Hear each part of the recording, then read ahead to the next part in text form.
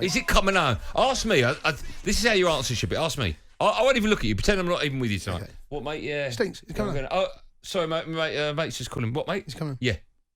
See how quick? Bomb. See how quick they are. I'll ask you now. You turn around. Yep. Yeah. There's Jason Cundy over there. No, mate. Jason Cundy. What? He's not. He's not. Is he? I thought that was all a load of rubbish. Jay, is he coming home? Got a great chance, Stinks. We've got lots coming up on tonight's show. We've got the Ralph Ellis back pages tomorrow night in about an hour's time. Tim Vickery. Oh, he talks copper. Bit of copper. Tim Vickery. I think we're the last four. Is it? Tim Vickery's talking semis, is he? I mean, there's... yeah, semis everywhere. You don't want to go there? Semis everywhere. I mean, it is. I mean, so Tim Vickery. Stage, Tim Vickery's talking about semis, and we're talking about semis. Oh, can't wait. And we've got Dan Raff talking boxing. Only 3 weeks to go. Itchy ears tonight. Only 3 weeks to go till Fury. What's his name? Wilder 3. Yeah. You going to buy it? Oh, you got to buy that one. Yeah. You're not going to do your illegal streaming you usually do? I don't do that, Stinks. Oh, sorry, okay. I probably record it and invite my mates over, sausage sandwich and a cup of tea in the morning. Why is that so weird for you? What's wrong with that? I might go golf after. What's wrong with that? Go watch the boxing round yours for a cup of tea. Bacon sandwich and coffee. Bacon sandwich, cup of tea. Sausage sandwich, anyone? Red or brown sauce? Get the beers out! Oh, get them! Any excuse for you to... Kevin Atchard talks European football, and of course we've got It's Not a Question of Sport.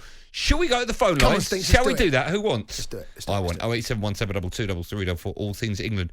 Shall we go to Clobby first? No, hold him back. Hold the Clobster back. Wow, hold the Clobster back. Yeah, hold it back.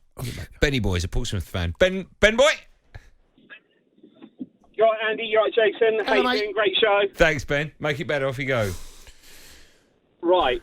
Just touching on what Jay said about the Danish wingers liking to bomb on, how about Southgate goes something completely out of left field and starts with what I think is the best purely defensive right back in the squad, Reece James? Ben, can I ask a question, right? Go on. Serious question. What have you seen from this England defence that haven't let a goal in yet that makes you think it needs to be changed? Honestly, nothing.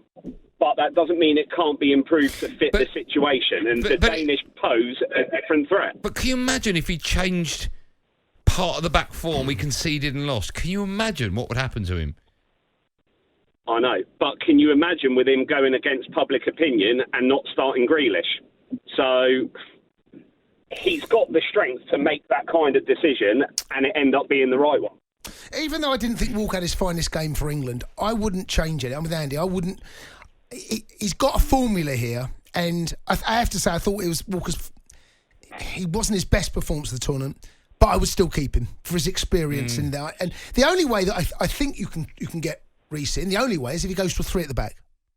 That's the only other way as a wing back. Do you know, my view of Southgate has completely and utterly changed over this tournament. And I've got every faith in him now.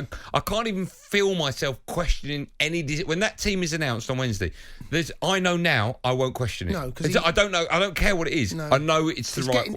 He's making big calls, whether it be the shape, the personnel, and he's not doing what the public would demand. Green, everyone's shouting green. Now, I get that. I get people why I want to see Grealish because of the type of player he is. But right now, Grealish is best for England right now off the bench. I agree. And you can't argue with that. I've said many a time, leading up to this competition, mark my words, there will be a team without Foden or Grealish in it. Disgusting. Now I'm thinking, if he starts both of them on the bench, I trust him. I can't. Foden's been decent without being brilliant. Saka is the one that gets me off the edge of my seat. You start Saka, yeah? I start exactly the same team. If he plays a 4, which I think he might do, I think I'll go Saka instead of Sancho. That's the only... Okay. And that's not because Sancho didn't play well. It's just that I feel that Saka has had a bigger impact on this England team than... Again, you're bringing Sancho off the bench, worst case. Yeah. Howard is a Leeds fan. Hello, Howard. Hello, Andy. Hello, Jason. All right, H. I'd like to say... it's superb. It's coming home. Yeah, he's coming home. You sound convinced, H. Mason Mount, Declan Rice and Calvin Phillips. 3 names that don't change in the England team. Gareth done a superb job. He's tinkered with the back 4. He's tinkered with the front 3. You cannot tinker with Calvin Phillips, Declan Rice, Mason Mount. What a trio in midfield. A trio for the future. Yeah, it's Howard, how much? right, isn't he? How much is Phillips worth now? £10 million per game. Well, What Premier League game? England game. England game. so every game he plays, he's worth another £10 million more.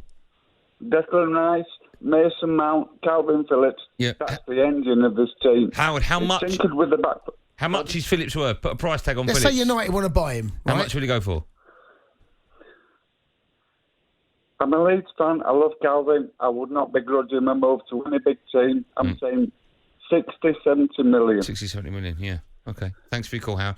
I can see that. 60. You said earlier on he's a Champions League player now. He looks it, doesn't he? Yeah. He looks Do you looks know what? comfortable They in there. all look I know, unbelievable at the I know. moment. Sterling, for me, has been the one that makes England tick up that top third. And let's be honest, even by his own standards, he would have admitted that it hasn't been his best season. Didn't play well in the Champions League final. Surprised Pep put him in. It's because of his pace. But he comes from slightly deeper in this England team. He's not... He really I does. felt he was quite high against Chelsea. And so he couldn't get in there. This England team is running into those... I mean, the pass for Kane's goal. I mean, if that is Foden, or if that is someone else, or someone, the creative midfielder, you'd be waxing lyrical over there if that was Messi. What a brilliant pass! I agree. I do think as well with Luke Shaw coming up behind. I think that offers so much. It gives him the whole thing, gives him width, the overlap, everything. We look a unit. Now, Yeah. You know, and he's got it right. Look, Henderson. I'm pleased for Henderson because he had an impact on this tournament for us. He's got his goal. He can't get in that midfield right now. Henderson, you can't make a case. You're right. And he's great off the bench because of his experience. But right now, even a fit Henderson, you can't make a case for dropping Phillips or Rice. No, you can't. I agree with you. Let's speak to Omar. There's nothing like this call, I would imagine. Hello, Omar. Omar? Hello. Hi, Omar. How you doing? I'm tuned in from Dubai and I'm a big fan of you guys, man. I love your show. Thanks, man. What time is it in Dubai? It's 1:27 a.m. 27 a.m., Okay. right. All right. Well, it's very kind of you to wait up and phone up and listen in. Well, my question to you guys is, I mean, Gareth's obviously spoken about the squad and he said that it's all about the squad. Can you see him springing any tactical surprise tomorrow?